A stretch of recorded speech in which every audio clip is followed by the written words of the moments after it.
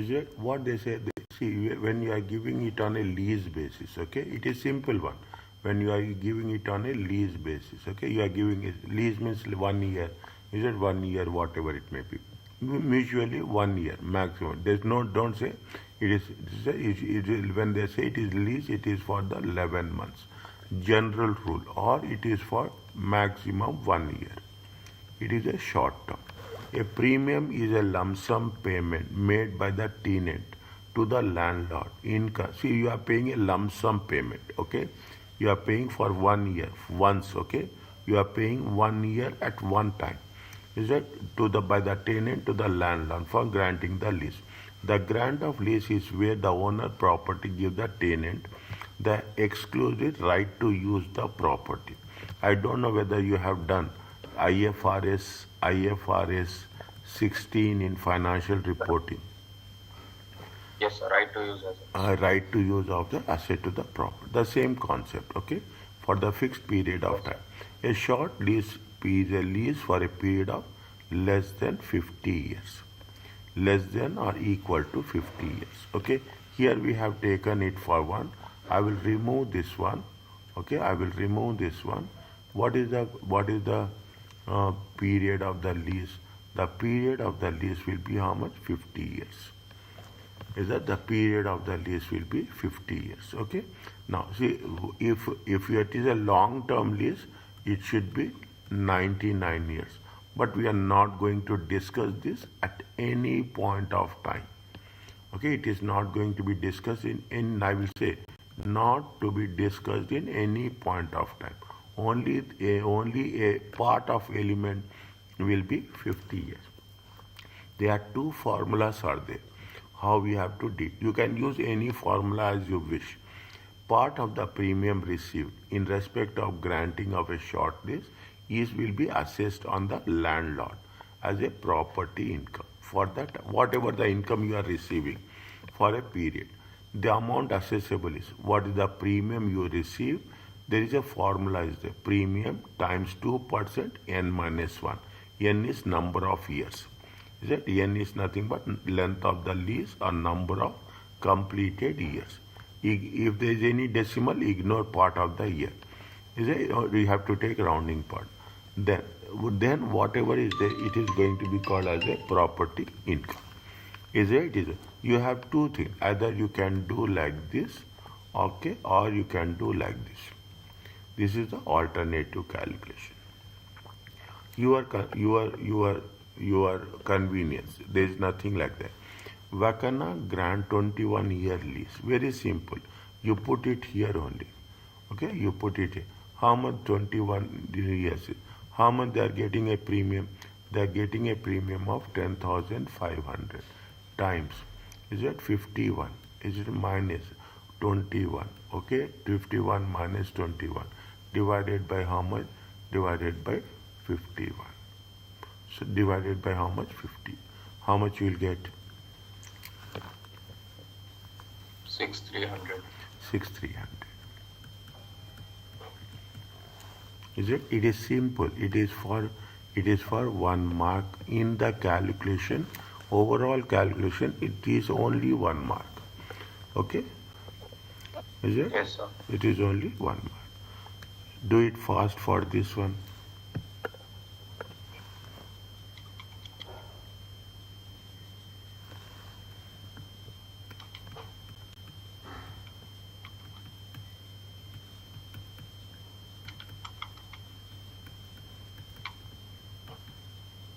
So 17,160.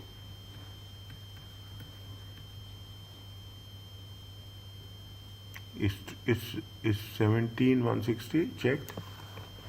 It's so much? Yes, sir. 17,160.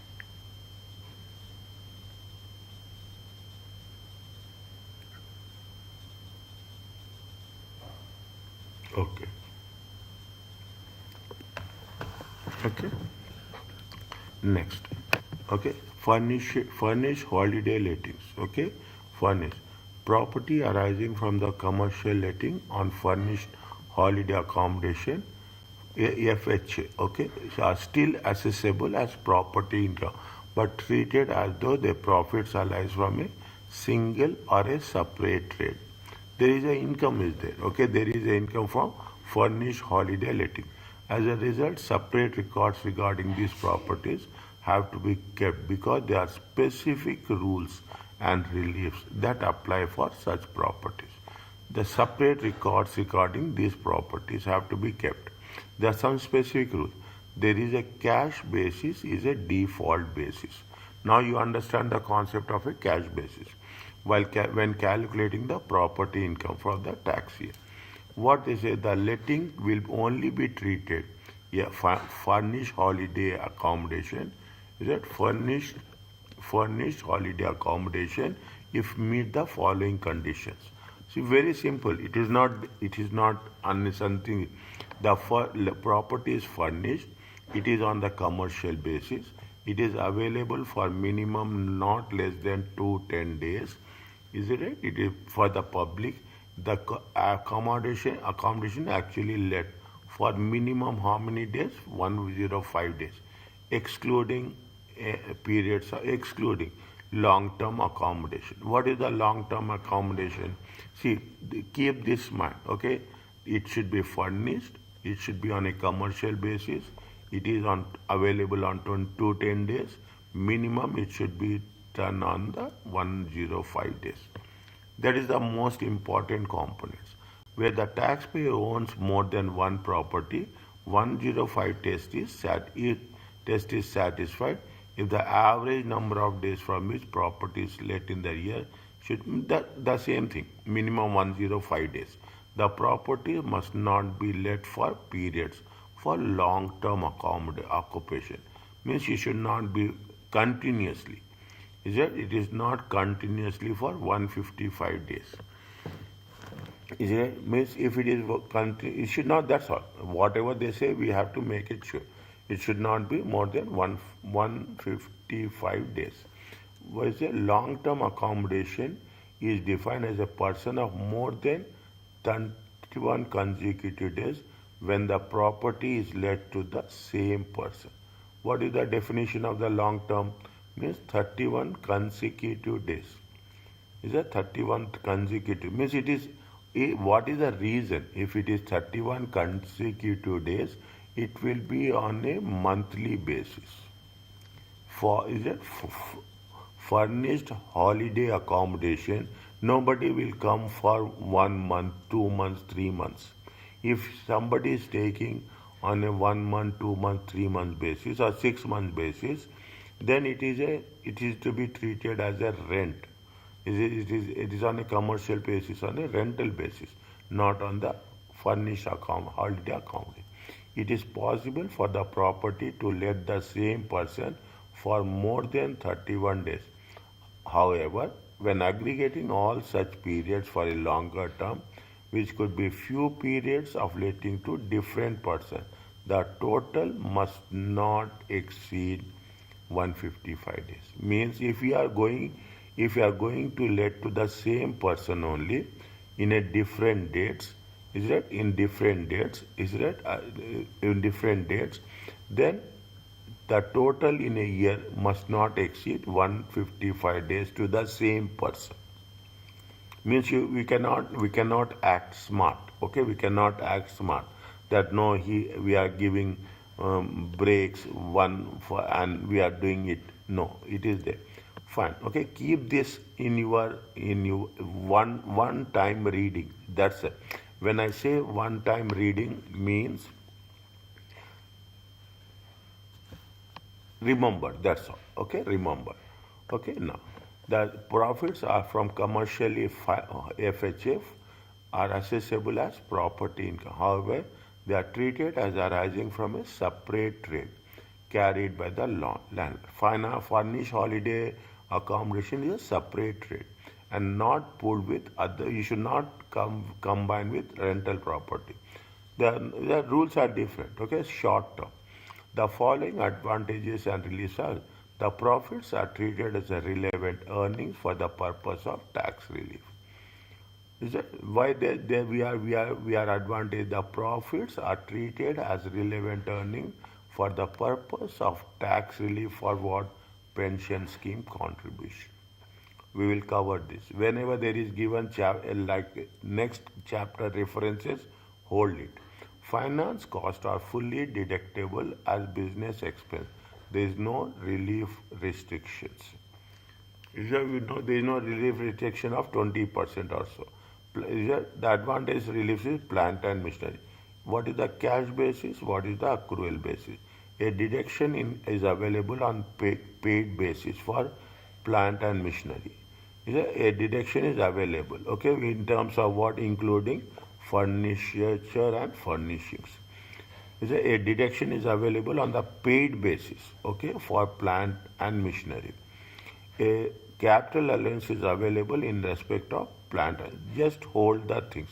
Capital allowance. We'll cover in chapter 8 or 9. Okay, in chapter 8 9 we talk about capital allowance. Use both cash and accrual basis. These deductions apply instead of replacement of domestic items. Use under both the cash and accrual basis. These deductions apply instead of a replacement of.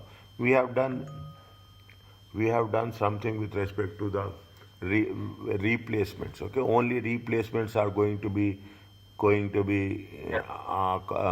acknowledged or going to be incorporated. Other things not. This is not that thing. Capital gain tax, rollover tax. Is it? I'm just skipping straight away. I'm skipping straight away. Okay, whenever you are talking about the capital gain tax. Okay, any losses made in the qualifying FHA businesses may only be set against the income of a later tax year from the same UK FHA. Any losses, keep it in mind. These are the things. If you have any losses from FHA business, it can be treated in the next tax year from the same FHA losses. Is that, see, I am very much concerned about these small bits. This makes lot of difference because when we are going into a examination based questions, we will really totally off the hook where we have covered this. Okay, that is the reason. Even we are doing so much exercise here, we will come across that situation because our memory is very limited. The rules are very micro level. The rules are very micro, very small rules. Okay, this is with respect to FHA. Are you clear about this? Yes, sir. Okay, now another concept is the rent a room relief.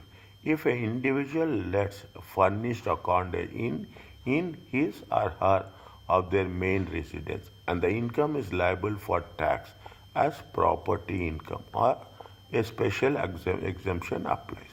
Means rented sharing accommodation. Is that sharing is that the rules are there. As for the other property income, the cash basis is a default basis and should be used in exam unless fine. Is that now you have the thing.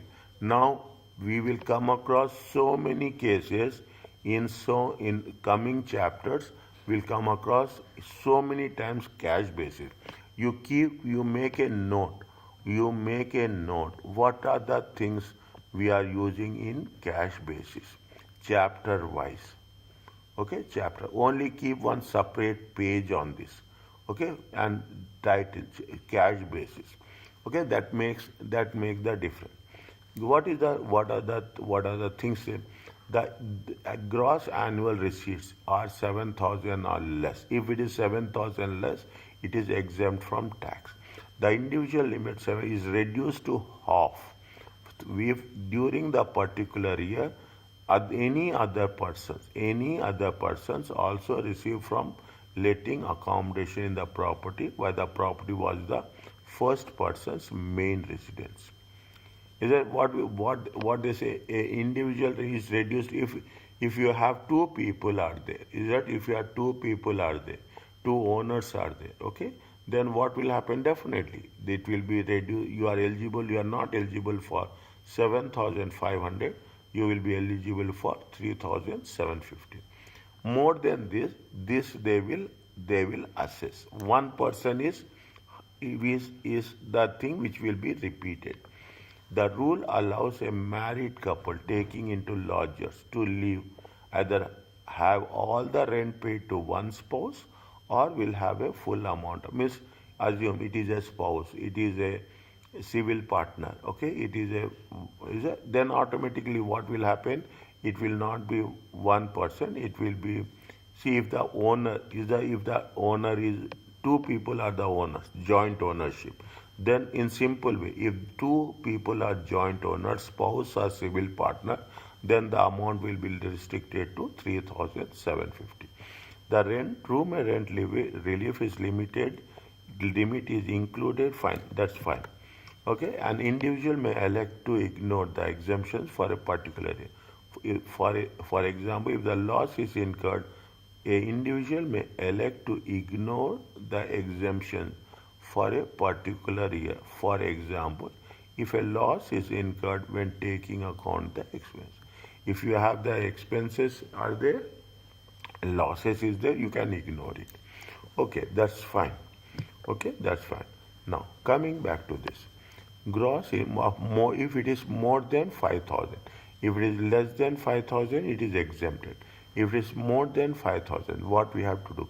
Paying the tax, you may choose between paying a tax of excess of 7,500, being taxed in the normal way as rental income, that is profit from letting. Rent less expenses, less replacement furniture relief.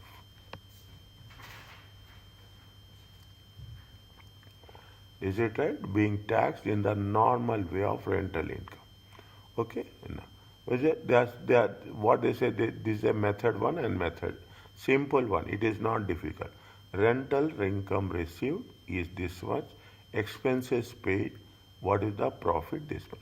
Rental income received is this much. Less room and rent. Okay? Less normal assessment and rented room relief.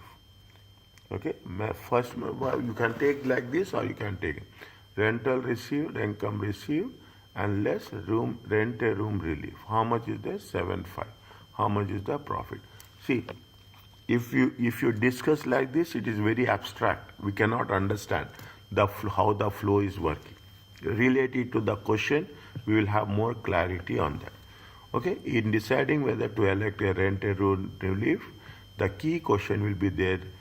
Therefore, be whether expenses exceed 7,500. If expenses is exceed, why will you? If expenses, see, assume how much is there.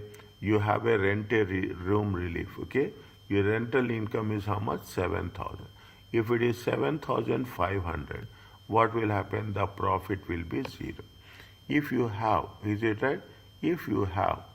Is it the key question is whether or not expense exceeds 7,500. Now you see the thing. The rental income is 7,500. What will happen? Expenses are going to be 8,000. Expenses are going to be 8,000. How much is the loss? You are getting a loss of 500. You will not get profit. You will get the loss. If it is expenses are exceeding 5,000, 7,500, then we will make a election in decide whether to elect a room and rent relief or not. Is it whether to why while doing this? Is it while doing this now? If you take into consideration. Is it another option? I will put it. Is it another option? I will put it. If you have a rental, okay, if you have a rental of 8,500, expenses are going to be 7,500. How much is the profit? Profit is 1,000. In the one case, the profit is 0. In the one case, profit is 1,000, and in the other case, the profit is 500.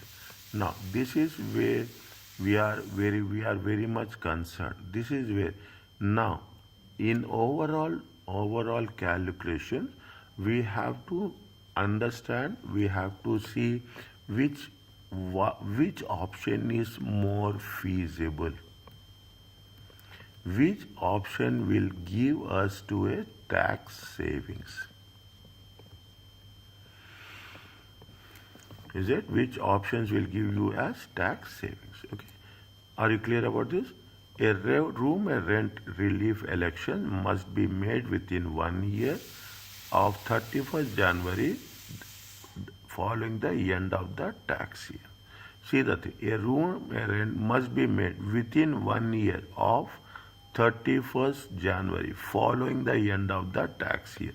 Is that means if it is on the 5th April, is it right? If it is on the 5th April, you have to decide by 31st January. Is it within the 1 year? Okay. Therefore, the tax year 2025, the elections will be made for by 31st January 2027. If it is tax year for 2025, is it within 1 year of the 31st? See, now you keep it in mind. 2025. What is it? It will be the 5th April. Okay, if it is the 5th April 2024 till 6th April 2025. Okay, now is it within the 1 year of 31st January following the end of the tax year? Means what's happening? They say that is that within the 1 year, okay, by the end of 1 year, okay, by the end of 1 year, and subsequently it is from 31st January. Now you keep it in mind. It is going to be how much? It is the 6th April 2026, and after that, within 1 year, of 31st January following the end of the tax year. Is it following? That is the reason they say it is going to be on 31st January 2027. Again, just I'm making a point. Just understand and think whether you got the right message or not.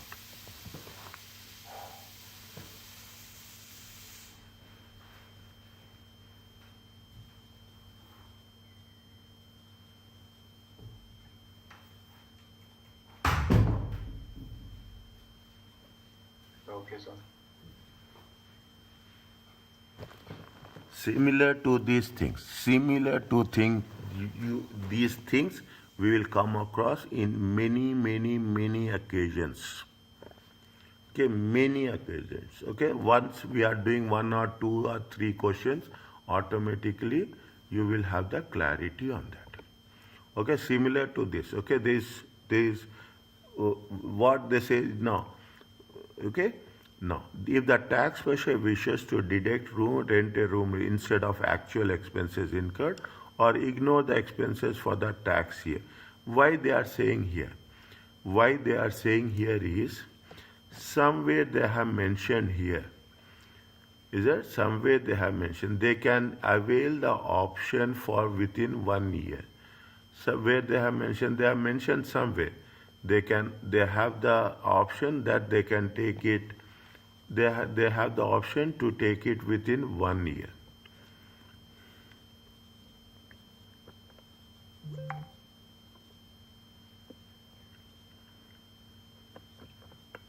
Okay.